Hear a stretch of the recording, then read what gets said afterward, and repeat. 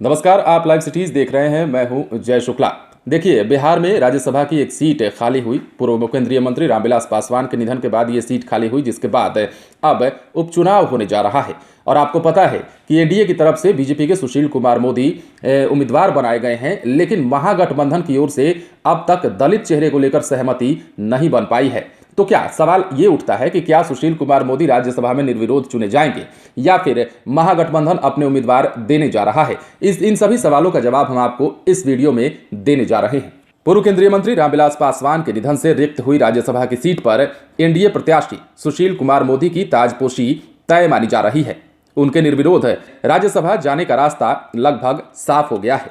उपचुनाव के लिए नामांकन का गुरुवार यानी कि 3 दिसंबर को आखिरी दिन है, लेकिन अभी तक एनडीए के अलावा अन्य किसी दल से उम्मीदवार तय भी नहीं हुए हैं। लोजपा प्रमुख चिराग पासवान की मां रीना पासवान को प्रत्याशी बनाने का विपक्ष का दांव परवान नहीं चढ़ सका।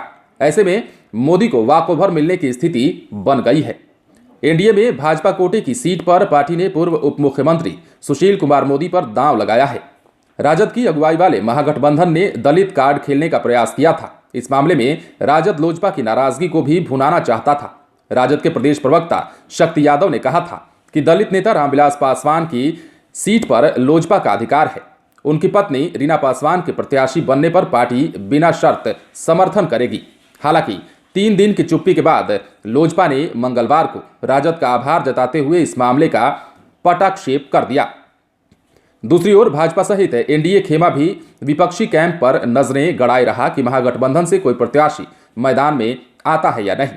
राजद खेमा रीना पासवान पर दांव लगाना चाहता था। उनके तैयार न होने की स्थिति में किसी दलित चेहरे को मैदान में उतारने की चर्चा थी, ताकि बीजेपी और जदयू को दलितों के बीच घेरा जा सके। हालांकि लोजपा के रीना पासवान के नाम पर एक कदम पीछे खींचने के बाद पूर्व मंत्री श्याम रजक का नाम चर्चा में जरूर आया, मगर फैसले की स्थिति तक नहीं पहुंच सका। सूत्रों का कहना है कि राजद सुप्रीमो लालू प्रसाद यादव ने भी रीना पासवान के नाम पर ही सहमति दी थी। इन सब हालात में एनडीए प्रत्याशी की राह लगभग निष्कंटक होती दिख रही है। आपको बता है कि बिहार विधानसभा में 40 दलित विधायक हैं।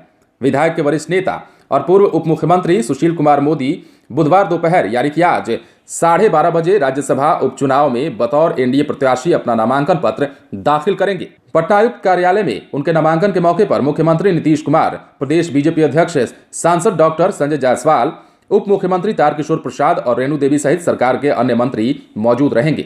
एनडीए के अन्य नेताओं में हम अध्यक्ष जीतन राम मांझी, वीआईपी अध्यक्ष मुकेश सहनी सहित बड़ी संख्या में विधायक, विधान पार्षद और नेतागण आदि शामिल होंगे।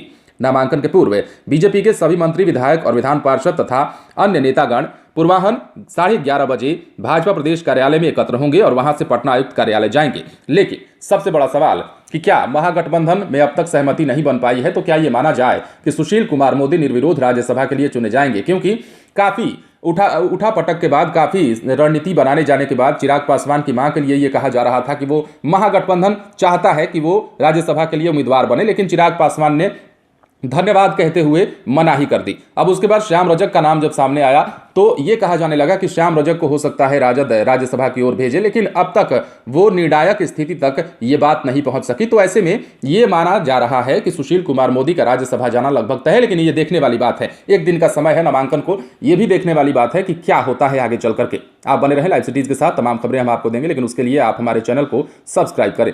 अगर आप ये वीडियो फेसबुक पर देख रहे हैं तो पेज को लाइक करें। इसके अलावा आप हमें ट्विटर पर जरूर फॉलो करें। धन्यवाद।